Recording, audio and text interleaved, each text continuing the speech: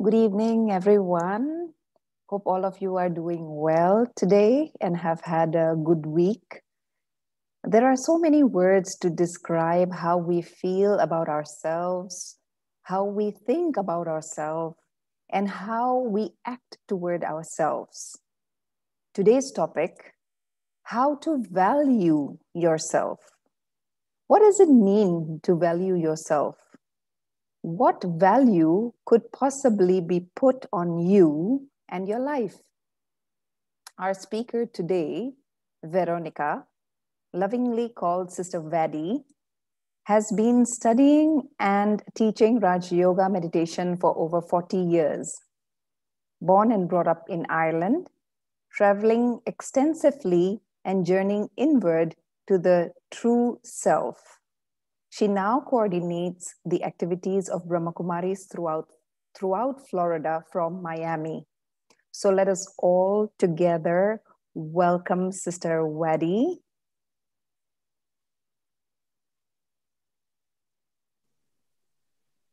Om Shanti. Good morning, Sister. Om Shanti. Good morning. Is it evening with you? Yes, it's evening with us here. Yes. It's 7 o'clock in the morning here. The sun's not quite up yet. So, could I request just to be together for a moment or two in silence before we commence? Is that all right? Yes, that's fine.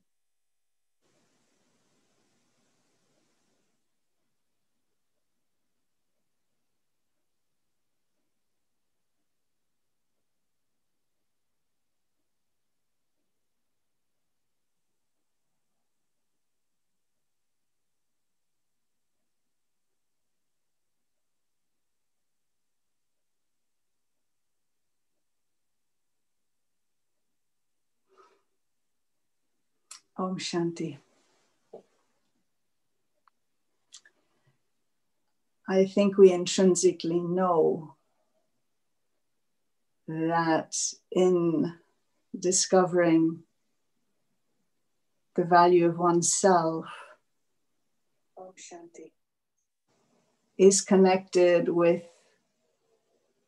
going inside and getting to the heart of the matter.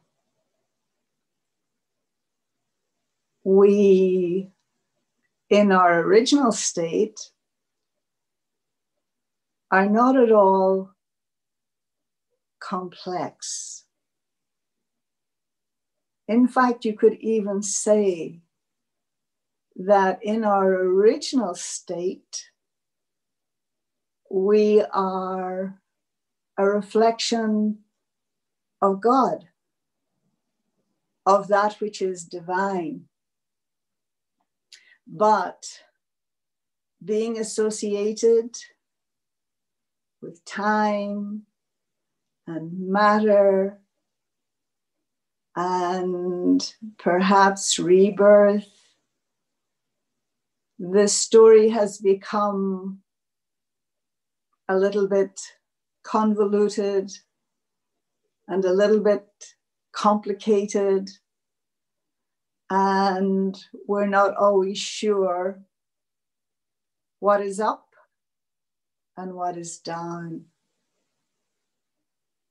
We know that we're on a journey, and perhaps by now we have acknowledged or realized that the journey is to take us back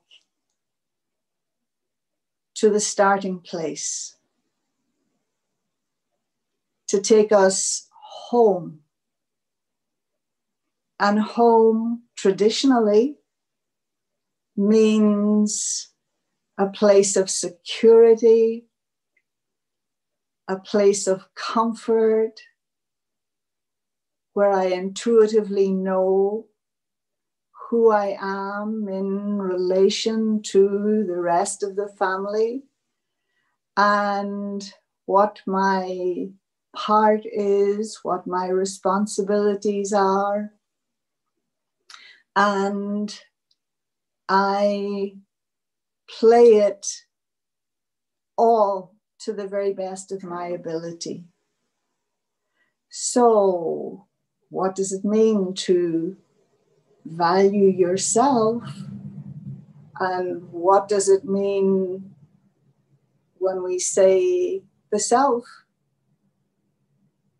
And where does whatever value I have for myself at the present time, where does it come from? And who or what other than my own self is it that I permit to define me and to dictate my value? Do I feel that I'm undervalued? Do I feel that I'm not recognized? Do I feel that I'm maybe not appreciated? All of these would be perhaps questions that one might ask, or at least give consideration to,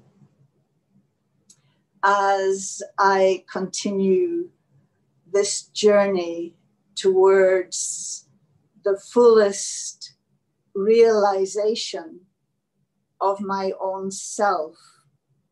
And it sometimes feels like as if it's that double-edged sword, where on the one hand, too much of a sense of my own self results in arrogance or ego, and always in that case, the necessity or the compulsion to prove that I'm better than everyone else.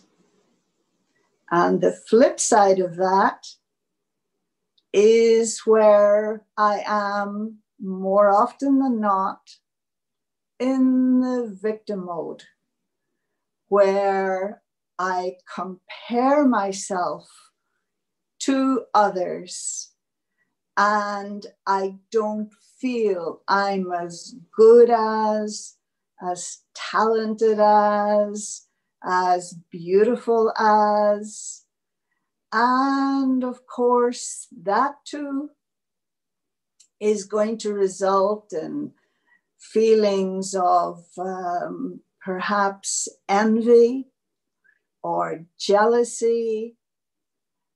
But in either case, both of those extremes are going to result in some kind of unhappiness. And so one, the great arrogance, which often anger will come with, and the other one of the victim, and therefore, how do I get my needs met? And the interesting thing sometimes about playing the victim is that, you know, if you look at a movie or something like that, the camera, more often than not, is going to be on the hero, right? And other than that, a lot of camera time will be given to the villain. And if I don't feel that I can be the hero, and I know I'm not a bad person, and so I'm not the villain, but then in order to get attention, in other words, the camera time, then the third best option is to be the victim. And ultimately, it's just not a satisfying place to be. And either intuitively, through life's experiences, I seek that which is of value, or sometimes because playing that role of victim, there is only a certain amount of harshness and pain and sorrow that I can take until that still small voice insists on being heard. And so I begin that journey back towards what I intuitively know is a place where I am deserving of happiness. Because often this thing of value is connected with what you feel you deserve. And so even though from one person's perspective, I look at you and I wonder why you permit such suffering in your life. And then at another level, I recognize that it's not because you're the unlucky one or the unfortunate one, but that you somehow are complicit in what it is that life is giving you, what it is that life is showing you. And sometimes too, especially if the tendency is towards a lack of self-worth and of being the victim, I know that's a bit extreme, then rather than how people treat you is proof of what you felt all along, that you're not very good and you're not very worthy. That is not so. It is more along the lines that because of this feeling inside yourself, based on your beliefs about yourself, that is exactly what the world will image back to you. So rather than the other not seeing you as worthy, you have somehow magnetized individuals or people to come into your life who will give you that feedback.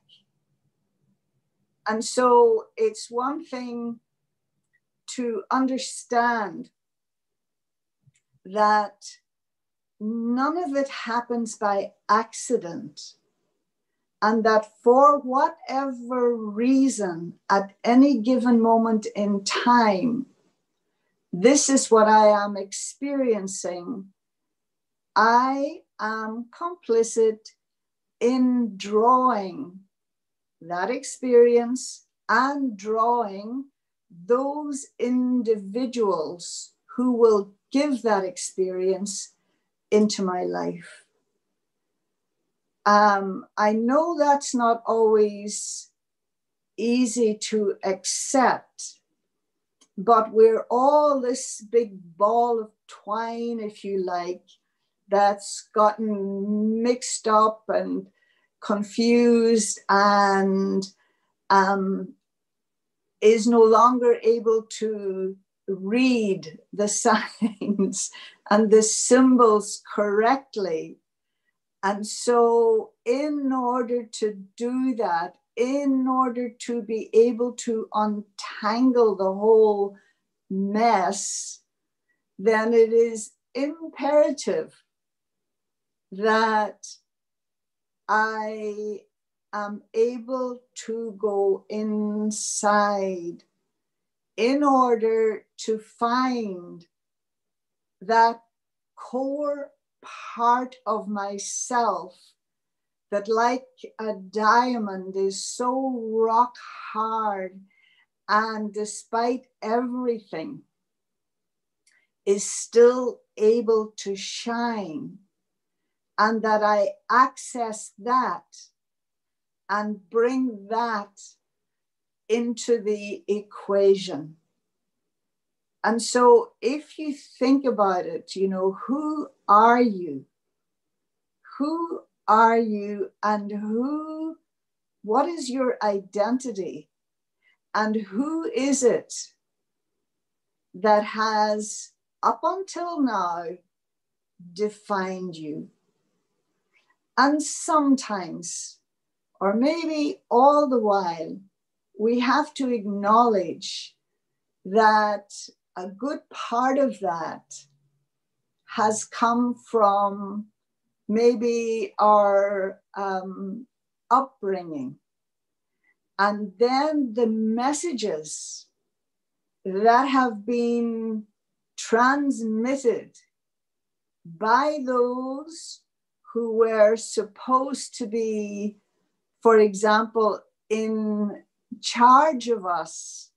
So whether it's parents, educators, religious teachers, what were the messages that they were transmitting that I locked into, that I accepted, that I took on, and almost became that?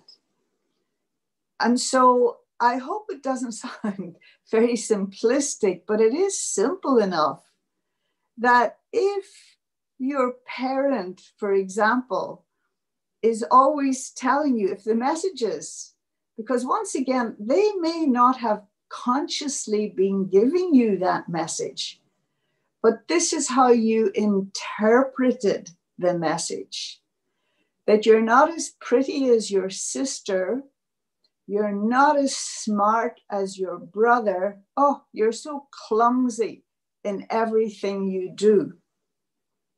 And because they are authority figures in your life, then either you will have just taken that on board, you may have reacted, maybe not, maybe not, but that you took that on, just like we all take on cultural identification.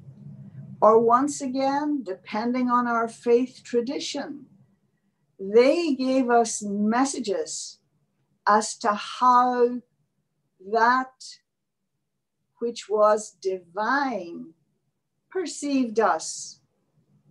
And certainly in the tradition that I was brought up in, you somehow took on board the message that even when you were born, you were a sinner, that you had sin on your soul, and therefore you had to go through the ritual of baptism in order to cleanse. And thereafter, how many things that you did, or that you thought, or that you said were supposedly displeasing to God. And worse than that, that you, by that one, were going to be punished. And so are these not mixed messages that we get? And so then it's almost like we enact them or we play them out. And the whole thing of value, you know, one thing is you can have, say, for instance, as we've often seen in recent times, where someone finds a picture that they had just hung up on their wall. They picked it up at a garage sale or in a secondhand store, and they put it on their wall, and they only paid $5 for it. And then, having hung in their kitchen for all those years, it was discovered that it was, by Rembrandt or by some other wonderful artist, and that the actual painting that you paid $5 for is worth millions of dollars. And so, is it just because of the market? Is that just the market value, which is one aspect? But really, it's to do with what is intrinsic. What is intrinsic within one's own self. And so very often that in order to have other people value me, then I have to present in terms of the family, the wonderful family that I've been born into, the family name, the wealth of the family, maybe my achievements in terms of some status, some credentials. I have a doctorate of so-and-so, or as I say, some title. And or I place my value on the fact that, I have married into this particular family. I am now Mrs. So-and-so. And all of these things, and it's not to say that there shouldn't be some sense of achievements or talents, but if my value is dependent on those things, they are not intrinsic. They are not eternal. They are not reliable.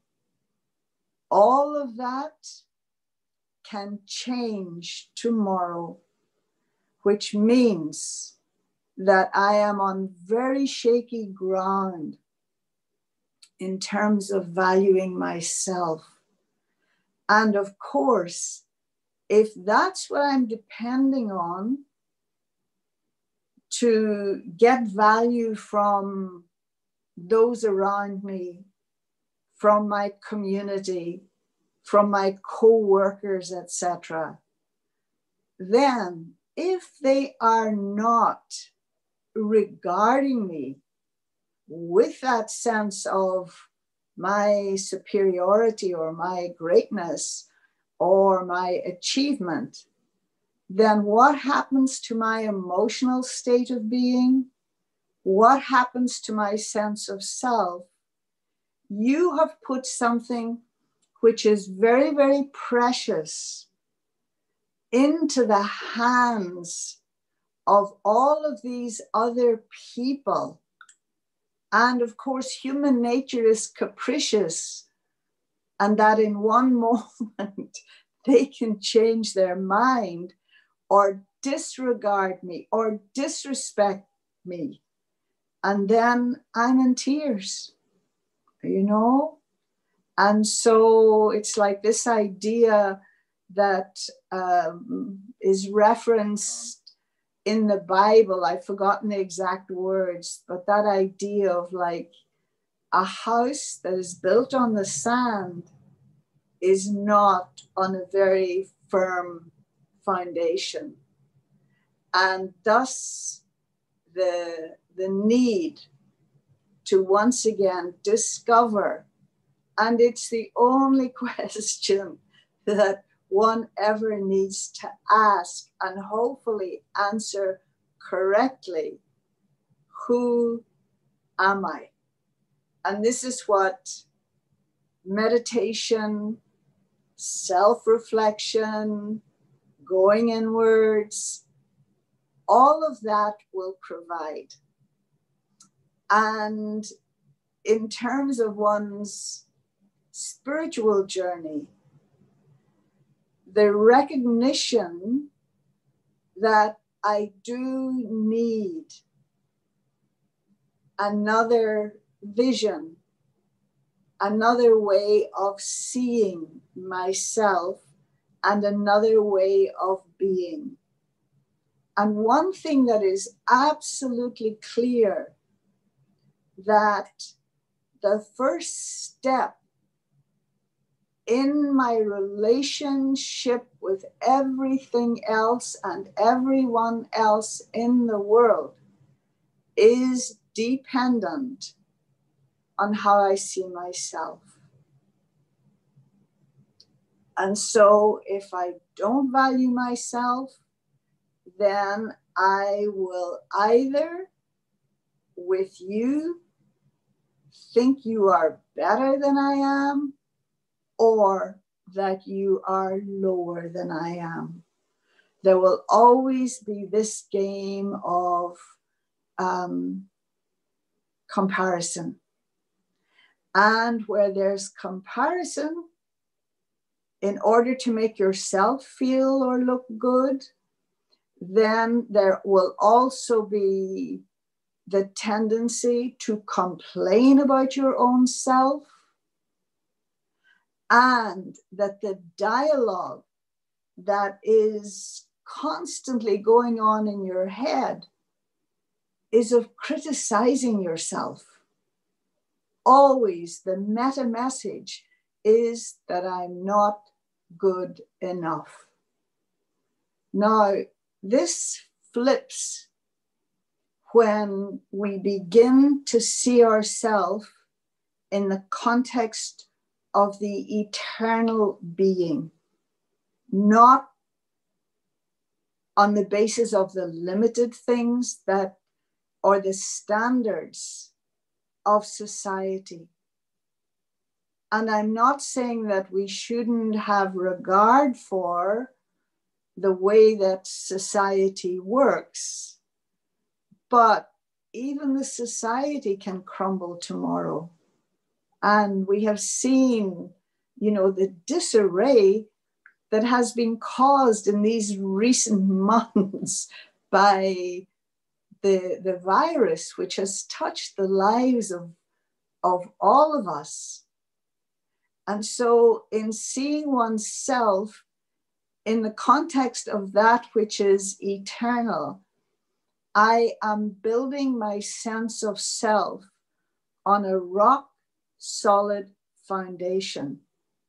And once again, it is not I coming to some fanciful conclusion about my own self, but it is listening to that one being that knows me, has known me throughout eternity, has known me at the beginning of my human journey with all of my innocence and purity.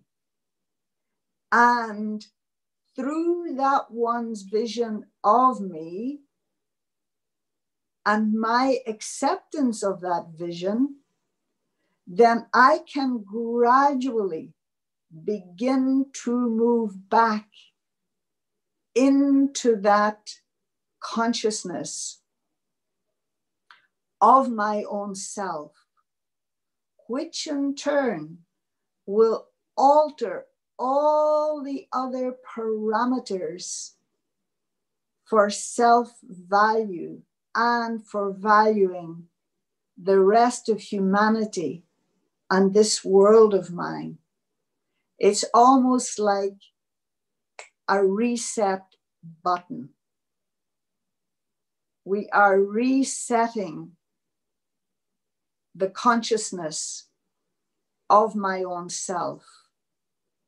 You know, and then all sorts of things will change. The other day, Thursday morning, actually, I was sitting in meditation, and in the classroom, there was maybe half a dozen people, because here, I'm not sure about in Indonesia, but here there are still very strict limitations as to how many can be in the gathering. And so it was lovely to have fellow yogis, if you like, sitting in meditation and creating a very powerful atmosphere. And at the same time, the rest of the class, the normal class, was on Zoom. So virtually or physically, we were together, in a sense, in the same space, just as we are now. And in that particular meditation, there was the feeling, one that I've known for a long time, that through this spiritual life,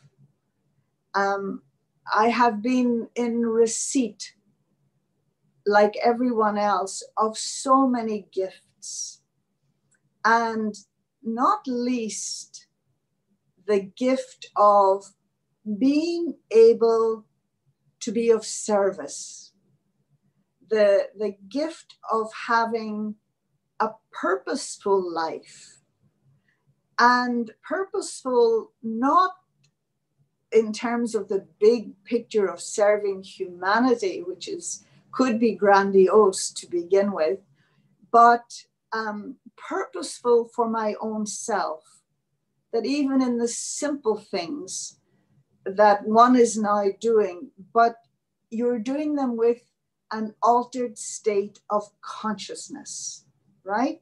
So this I was perceiving and have known for a long time is one of the gifts, and where you actually see that even though you as an individual may not have any talents, you may not be an orator, you may not be able to sing or dance or paint or do any of those things, but yet creation has made you room and has also guaranteed that you, being a unique individual, have a purpose. That each one, being unique, has a purpose, and that it is a necessary thing that, combined with everybody else's purpose, can result in a transformed humanity, a transformed world. But that wasn't so much the gift that I was in the awareness of on Thursday morning, but the gift was seeing those souls in front of me. And they are, like me, students of this particular spiritual path. They are service companions. Many of them I've known for more than 30 years. And the appreciation was of the company. Now, I wasn't seeing it so much in terms of the family, because the family of humanity, they're all my family. That's a given. But the awareness that even as we are together, and whether one is playing the role of the teacher or the administrator or the student or the collaborator, or merely having fun together, service companions, that each and every single one of those souls has at some level shaped me, has made me who I am today. There's an expression, but for where I have been, I couldn't be where I am now. Now, earlier on, I was saying a little bit, it might have sounded like the opposite, that if I have a victim consciousness, if I don't feel a sense of self-worth, then I will magnetize into my space those who are going to enhance, or support that wrong vision that I have for myself. You see, I told you they wouldn't have respect for me.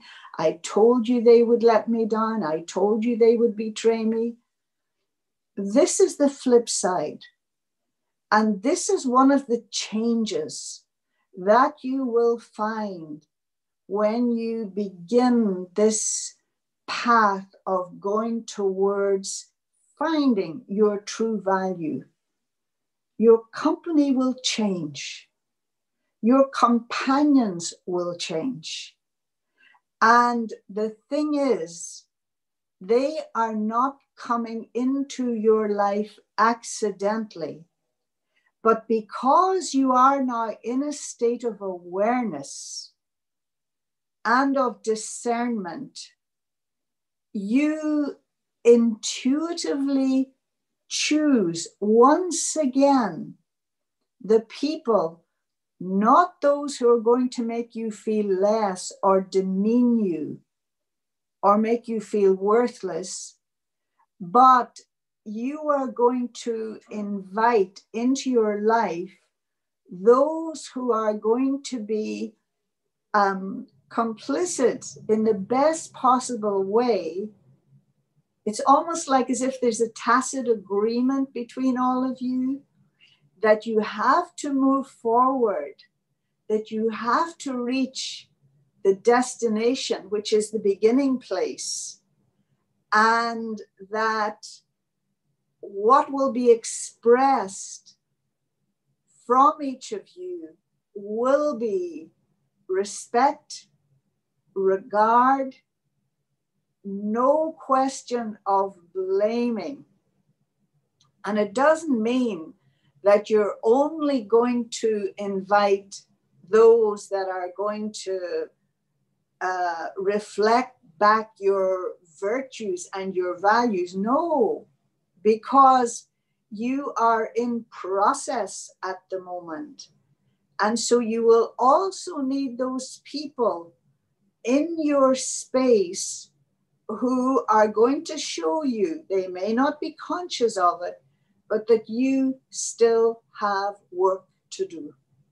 And so some will be in my life, they will inspire me with their qualities, with their capacity, and others will be in my life to reflect something else. But once I stepped on a spiritual path, one of the main gifts that I have been given is that through spiritual knowledge, through this identification of myself as something other than the character that I'm playing, I have been given a choice. And so I choose. I can consciously choose who will be in this scenario, in my drama. And when I say consciously choose, it doesn't mean that here are the good guys, I'm only going to go for the good guys, and these are the bad guys. No. I will intuitively know that whoever is in my drama at this moment in time are necessary characters. just like if you take any book that you've ever read, and in that book you will have a cast of characters. Well, you can't just eliminate, the Scrooge or whoever it was that was the, who was it in Oliver Twist? What was he called? The Sykes, was it his name was? I don't remember. These are old English literature. And so you don't eliminate those people. But it's almost like as if they are there to show you how much you have perhaps learned to accommodate or to tolerate or to appreciate. And so that to be able to see everyone who is in the vicinity of you, that they come with a gift. But it's up to you to discern and not dismiss them. Because in the same way that I want to get back to that place where I am only love, that there is love for my own self, then part of my learning will be in how I see others. So it's not about erasing, it's not about dismissing, it's not about divorcing. Yes, I have to say that there may be situations where your wisdom and your powers are telling you that this person no longer has a place in your drama, and that you have to detach from them or divorce them, whatever is the language, but not with hatred, not with any malice or any ill will, but again, where your own confidence, the confidence in your own self, and knowing what it is that you need in the same way that you know what you need to keep your body healthy, that you also know what is necessary to keep your environment or your mind or your emotions healthy. And so to know that some people come in our drama just for a short time, that they just came to give us a message, and that don't get attached to them. Take the message and allow them to proceed. You don't have to force them to stay just because they brought a message. And others are going to be there for your whole life, And so now through this inward journey, I begin to see myself through the mirror of eternity. I begin to see myself in the way that the only one who has known me throughout eternity sees me, and the only one who has no ulterior motive is not trying to manipulate me or make me feel small or make me feel guilty, but is always wanting me to be in that ascending stage. And then I begin to be so comfortable in my own skin. And I know that I have a right to be here, and that I have something to contribute, not only to those who are around me, but to humanity, that I am a being of immense value. Om Shanti. I think maybe we can leave it there. Is that okay, Jabin? Yes, sister. Thank you. Thank you Thank you. very much. Before we head to the question and answers, I would just like to revise what you said, which was indeed an eye opener, that everybody has a role, a unique role to play, and that we need to discern and also not dismiss them at the same time. Mm-hmm. What I gathered from today is comparison is the thief of joy. Like you said, comparing ourselves to others. So what we need to do is focus more on our intrinsic value and act on our own beliefs is a good start. Yeah, sister, what you said. Mm-hmm. And measuring your own self-worth with external is very harmful if you compare yourself and um, think what you are worth, comparing it to the external things. Things of the external vary all the time, and true self-worth is on an internal realization. And on the other side, when we feel devalued, we feel we must do something that will make us feel more valuable, not more powerful. Maybe, sister, you could lead us to a meditation and have thoughts that help us, that would help us when we feel devalued or we feel overvalued, like you said, the two sides of the Yeah. sword. Yeah.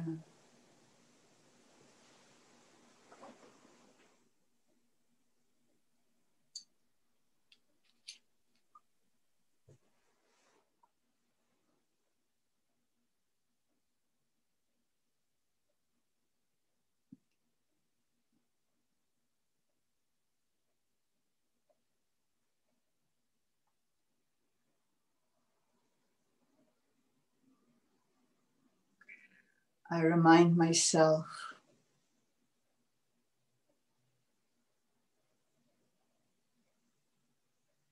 that there are no mistakes in terms of time that now not only invites, but dictates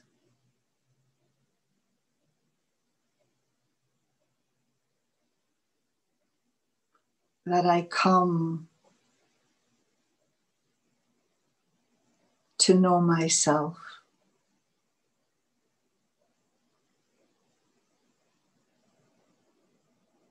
And to make that knowing my foundation for moving out into the world and being with my fellow actors.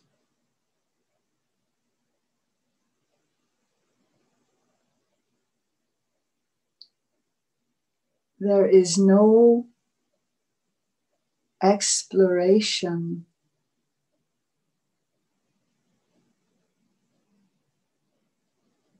more wonderful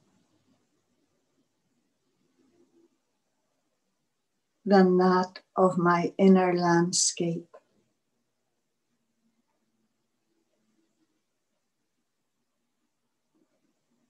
I have been so busy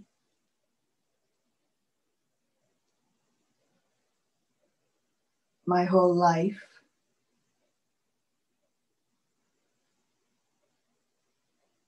looking outside, listening to endless thoughts and opinions, such that I could no longer discern my own.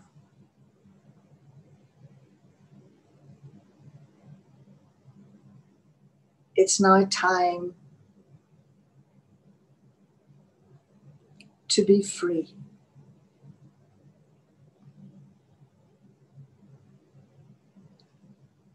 Free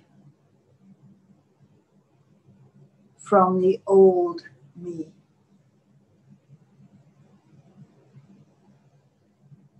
And to aspire with understanding to the me I wish to see.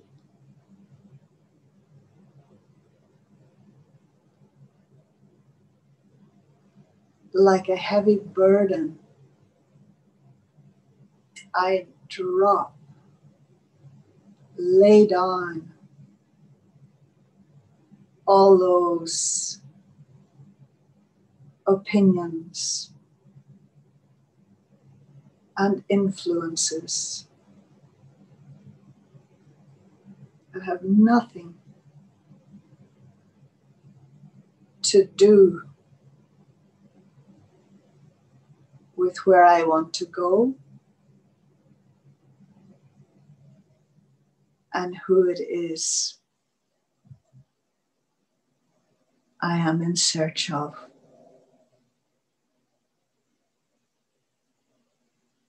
And with just this pure intention,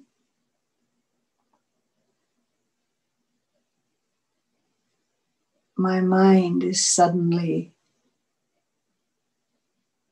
clear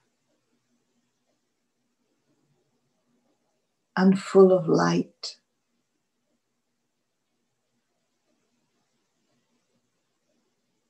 inviting me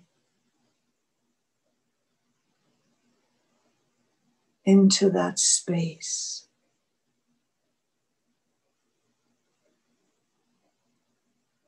Reminding me that I too am light,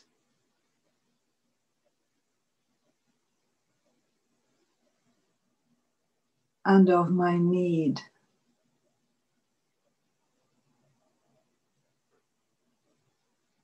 to express this light.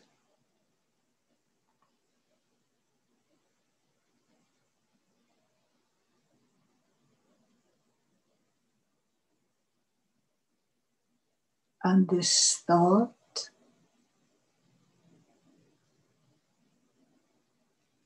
opens a portal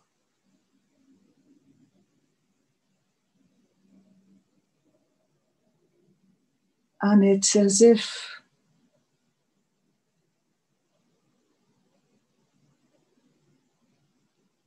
another light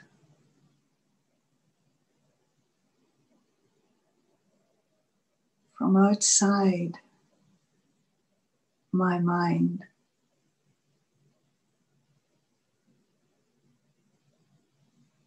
enters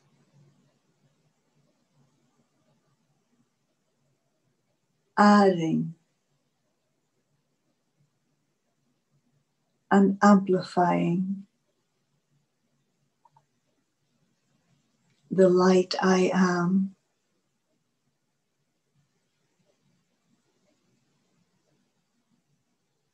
And although no words are spoken,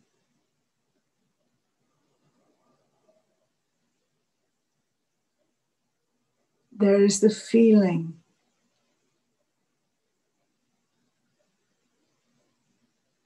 that this other light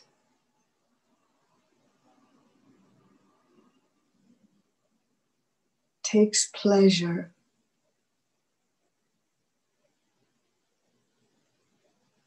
in my seeing that I too am light.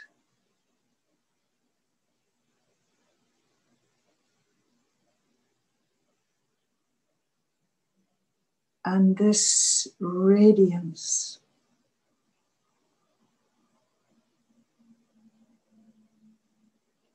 both cleanses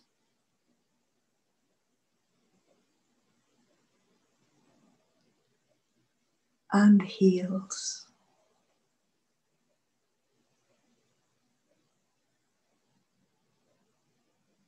And the consciousness shifts.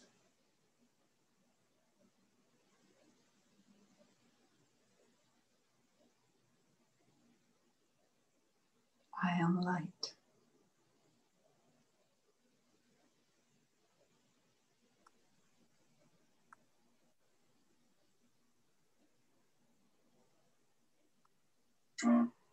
Thank you, sister. We have a few questions here. The first question is, I think I have lost my importance in my family, with my partner and friends. All of them make me feel like I'm nothing to them. They interact with me when they want and not when I want. What should I do? Uh, well, I'm not sure. Are you a meditator? Because this would seem to be a thing of, again, along the lines of control. And one thing that being on a spiritual path teaches one is that no one else can make you feel in any way. Rather, you can use them to make you feel a certain way. You can use others to give you pain. You can use others to give you sorrow. You can use others to make you feel worthless. But ultimately, the only thing that I'm in charge of is me. And in particular, what I'm in charge of is the level of my vibration. And so one of the things in terms of valuing oneself, for me, it is not my dignity to be, for example, critical, or even more so, to always be complaining. It is not my dignity. And so one makes the choice. I cannot change, transform anybody else. I can't dictate how they're going to feel about me. If they don't like me, that's their choice, so to speak. But that doesn't mean because you don't like me, that I don't like me. And sometimes when this thing comes up about having love for yourself, it's really more about liking your own self. And so you would have to decide whether, as mentioned, that you no longer need to be with these people if you've learned everything you're supposed to learn, and that time and circumstances dictate a change. Or again, if that is not an option or a choice, then I have to change me. I can't change the situation, but if you do change you, I guarantee they too will change. Well, at least to the extent that you're no longer feeling insulted or undermined or disrespected. Okay. Thank you, sister.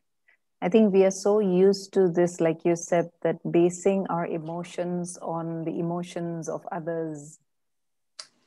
Yeah, these are, and again, often not least, I am dictated to by the costume that I happen to inhabit. And so that society or the family expects, because I'm a woman, because I'm the mother, because I'm the grandmother, I have to behave in this and this and this way. And then suddenly I am responsible for everybody feeling good. No, it's not quite the right equation, you know. And so that's why it is so essential to make time for yourself, wherein, you know, I often have this image of, you know, like a hat stand. They're probably not as popular nowadays as when everybody used to wear hats, but it's like taking off a hat and hanging it on the hat rack. Take off your next hat, take off the other hat, of all the roles, because all the roles that you play in relation to other people come with their expectations.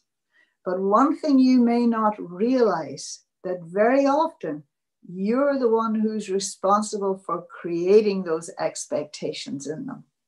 You know, it's just like, say, for example, that every night you have dinner on the table at 6 o'clock, you know, and that it's very important to you that, you know, that the dinner is on the table at 6 o'clock, that you've set up that schedule. And then, you know, your partner comes home, the kids come home, whatever. It's like, what's wrong? Where is the dinner? You know, you set them up. You know, you gave them that almost like security or habit or confidence, so that we set by our habits, by being habitual in our way of being with other people, we set them up for expectations from us. I sometimes tell the story of the woman who once, she was from New York, and she was telling me how all her life that she felt that she was the world's number one mother because of all the things she did for her children, which of course meant best schools, best after school curriculum. She would pick them up, she would drop them, she would fetch them, she would clean their rooms, wash their clothes, do all of those things. And I mean, the kids didn't at any point ask her to do it. She took it upon herself. And then when she came to Raj Yoga, she realized that it wasn't that she was such a good mother, but what was the inspiration was her fear that a time would come when they, her children, would not need her. And so she set things up in such a way that they needed her at every moment, you know. And so you see how we don't even realize how we kind of manipulate people, or we set up expectations in people and then we blame them for having the expectations, but we set them up in the first place. Yeah. Thank you so much, sister. That is Pleasure. so good. Thank you for today's session. Jabin, could I just ask, I see that most of your people are not on camera. Could I ask them to go on camera so that I can take a screenshot that we use for our service news? Would everybody mind going on camera? And you stay on camera as well, Jabin, then? Yes. Possible? Yes. Can everyone please Can put everybody on go cameras? on, put on your cameras and smile nicely? Om Shanti. Lovely.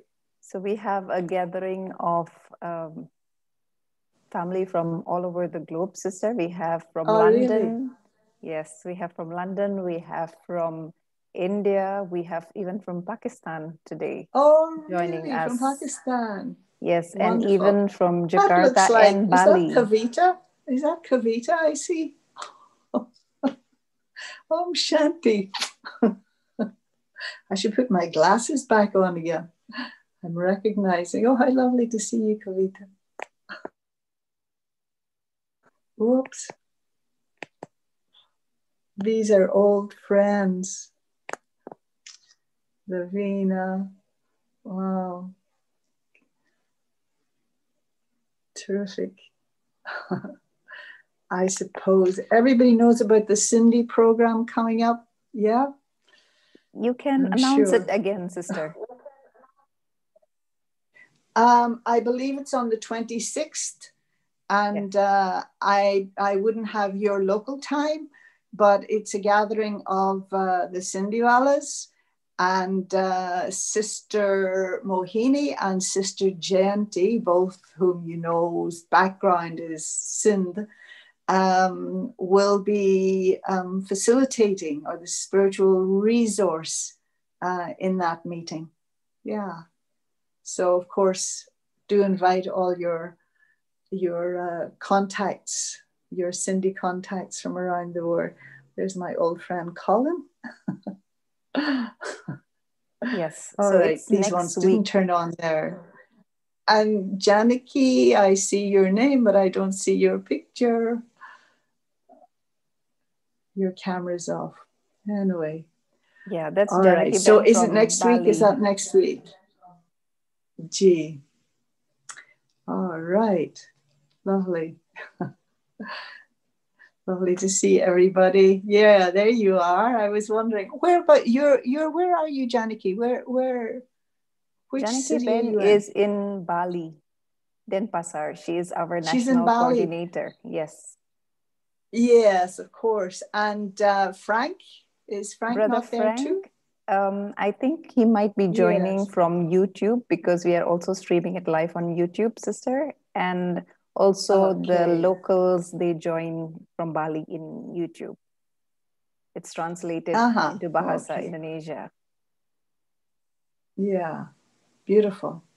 And we thank you very much for the invitation. And it was lovely seeing all of you. And so, Om Shanti. Thank you. Thank you, Bye everyone. bye. And thank you, Sister Vladdy. Pleasure. Pleasure. Shanti. Have a nice weekend. Will do. Bye bye.